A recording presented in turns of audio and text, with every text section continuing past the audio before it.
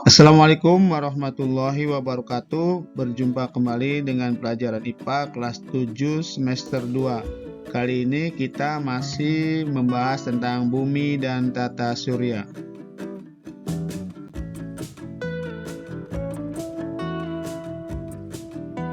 Bagian yang kedua, bumi dan satelitnya.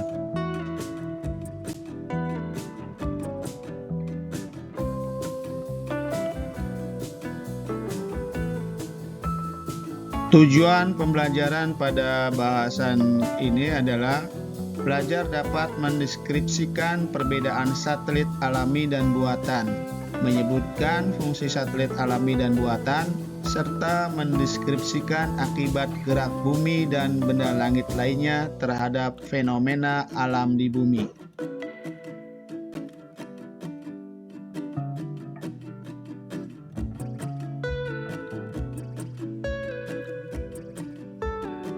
Baik, langsung saja kita bahas yang pertama, pergerakan bumi dalam sistem tata surya.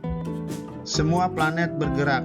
Gerakannya ada yang disebut rotasi, ada yang disebut revolusi. Ini adalah gambar gerakan planet secara rotasi dan revolusi. Apa itu rotasi dan apa itu revolusi?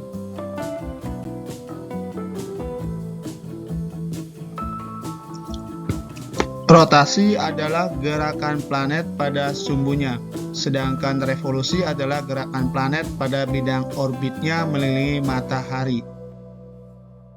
Kita bahas yang pertama, rotasi bumi. Rotasi bumi adalah perputaran bumi pada porosnya. Waktu yang diperlukan bumi untuk sekali berotasi pada porosnya disebut kala rotasi bumi, yaitu 23 jam 56 menit.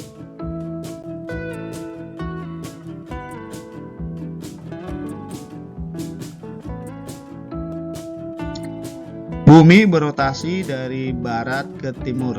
Perhatikan gambarnya ya. Jadi bumi berotasi dari barat ke timur.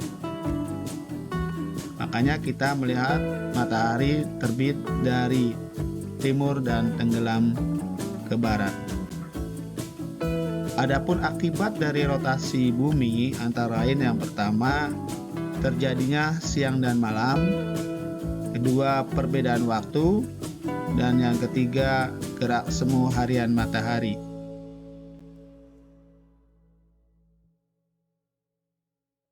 Kita bahas yang pertama, akibat dari rotasi bumi, yaitu terjadinya siang dan malam.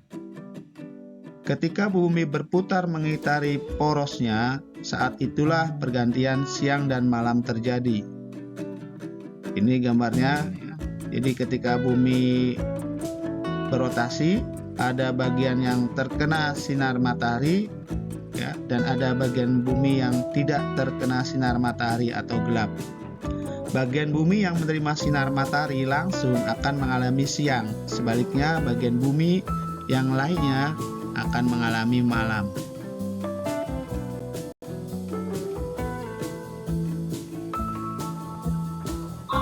Dua, perbedaan waktu. Wilayah Indonesia yang terbentang luas dari barat ke timur menyebabkan tidak semua wilayah mendapatkan sinar matahari secara bersamaan. Perhatikan gambarnya. Matahari lebih dahulu muncul dan terbenam di wilayah Indonesia Timur, lalu ke Indonesia Tengah, dan terakhir di wilayah Indonesia Barat. Itulah sebabnya kenapa Indonesia ada 3 wilayah waktu ya, WIB waktu Indonesia Barat, WITA waktu Indonesia Tengah, dan WIT waktu Indonesia Timur. Masing-masing ketiga wilayah waktu tadi perbedaannya atau selisihnya adalah 1 jam.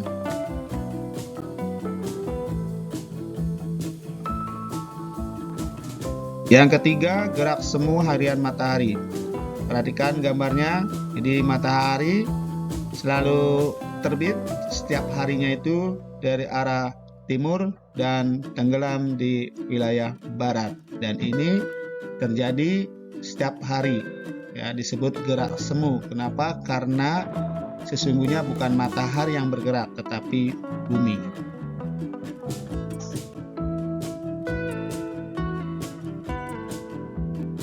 Sekarang kita bahas revolusi bumi. Revolusi bumi adalah perputaran atau peredaran bumi mengelilingi matahari. Perhatikan gambarnya, bumi berputar mengelilingi matahari. Bumi berevolusi atau berputar mengelilingi matahari dengan arah yang berlawanan dengan arah perputaran jarum jam. Jadi kalau jarum jam berputar itu dari kanan ke kiri, ya, kalau bumi berputar mengelilingi matahari dari kiri ke kanan.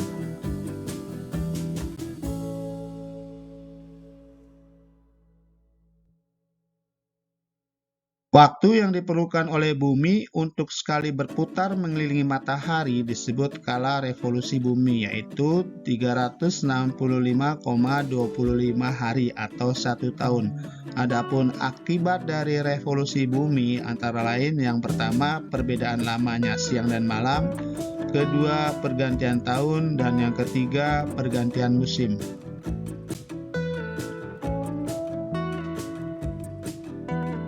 Kita bahas akibat revolusi bumi yang pertama, yaitu perbedaan lamanya siang dan malam. Perhatikan gambar, ya. Kemiringan poros bumi menyebabkan panjang waktu siang dan malam bisa berbeda-beda. Ya, jadi ini gambarnya, ya. Di belahan bumi utara ini, kalau kita lihat gambarnya, ya, siangnya itu lebih panjang daripada malam.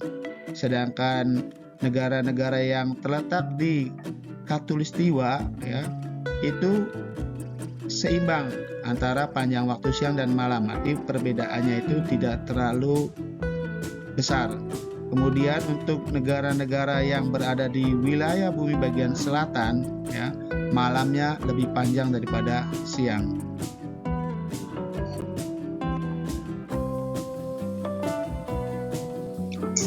Dua pergantian tahun. Bumi mengelilingi matahari secara penuh selama 1 tahun. Garis edar yang ditempuh bumi dalam perjalanan itu disebut sebagai orbit. Bumi menyelesaikan putarannya tepatnya itu dalam waktu 365,25 hari. Nah, untuk memudahkan perhitungan hari, setiap 4 tahun sekali akan ditambahkan 1 hari pada kalender tahunan, yaitu di bulan Februari. Jadi di bulan Februari itu harinya ada yang 28 hari, ada yang 29 hari. Dan 29 hari terjadi setiap 4 tahun sekali.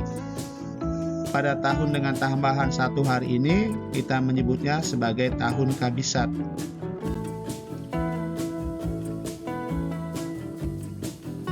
Yang ketiga, pergantian musim.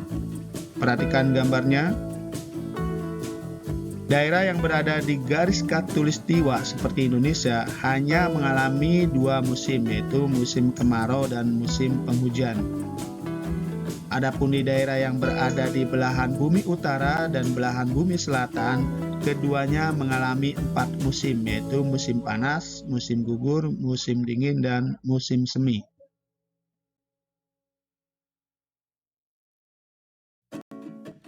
Berikutnya kita bahas yang kedua, bulan sebagai satelit bumi. A. Karakteristik bulan.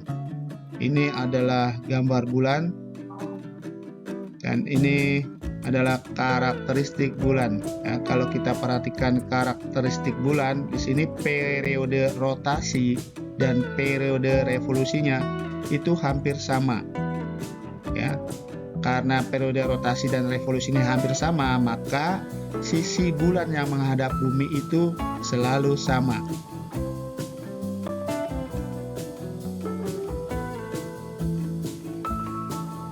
B. Fase bulan.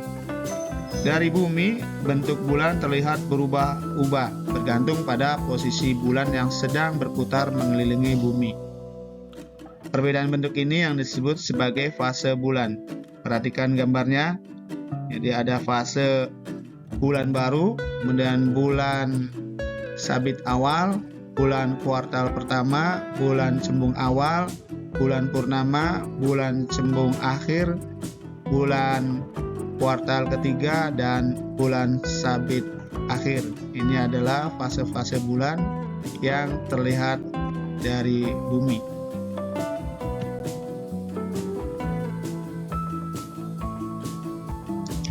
C. Gerhana bulan. Gerhana bulan terjadi ketika bulan masuk ke dalam bayangan bumi sehingga membuatnya lenyap baik secara utuh atau gerhana bulan total maupun sebagian gerhana bulan sebagian. Gerhana bulan total terjadi pada saat bulan dan matahari berada pada posisi yang saling berseberangan dengan bumi berada di tengahnya. Adapun gerhana bulan sebagian terjadi jika hanya bayangan bumi yang menutupi bulan.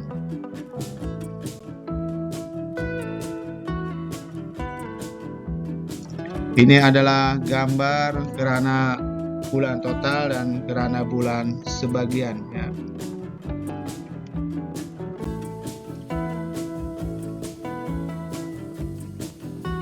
D. Pengaruh gerak bulan terhadap kehidupan manusia. Bulan menjadi benda langit yang banyak mempengaruhi kehidupan manusia, terutama di sisi religius dan budaya, seperti menentukan awal bulan Ramadan pada umat Islam, kemudian memutuskan hari Paskah umat Kristen, dan menentukan malam bulan baru atau Tilem bagi umat Hindu. Selain kegiatan-kegiatan keagamaan, gerak bulan juga sangat bermanfaat bagi para pelaku industri yang berhubungan dengan sumber daya laut. Ya, contohnya industri garam dan ikan.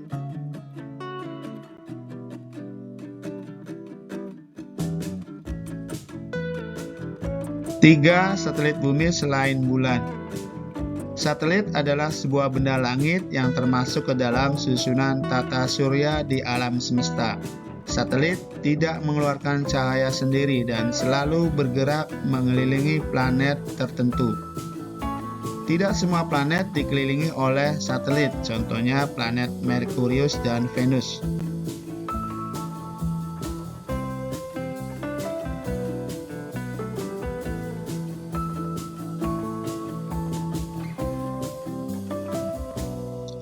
Satelit dibagi menjadi dua, yaitu satelit alami dan satelit buatan.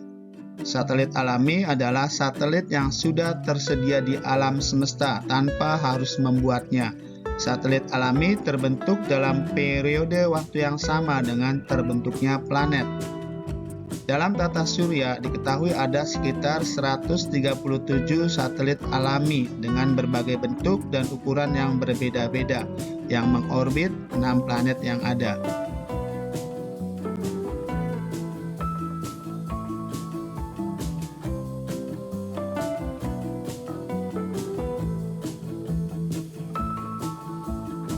Satelit buatan adalah satelit yang dibuat oleh manusia untuk berbagai kepentingan.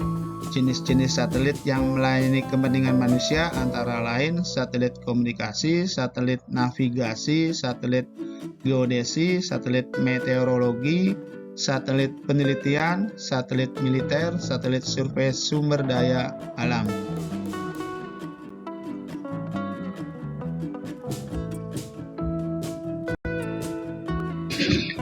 Ini adalah gambar satelit alami, yaitu bulan. Dan ini adalah gambar satelit buatan, yaitu satelit Palapa.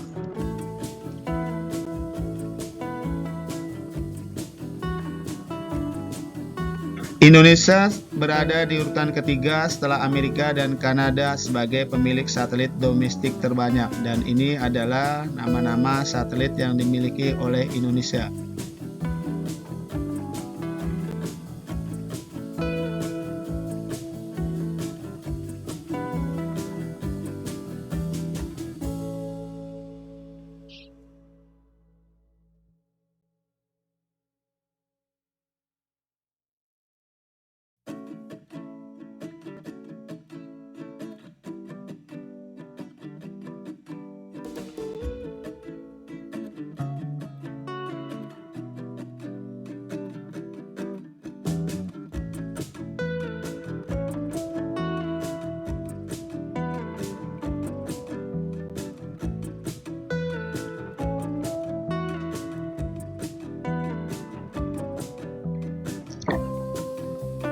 Baiklah, untuk lebih memahami pemahaman tentang bumi dan satelitnya, silakan kalian kerjakan latihannya di buku latihan.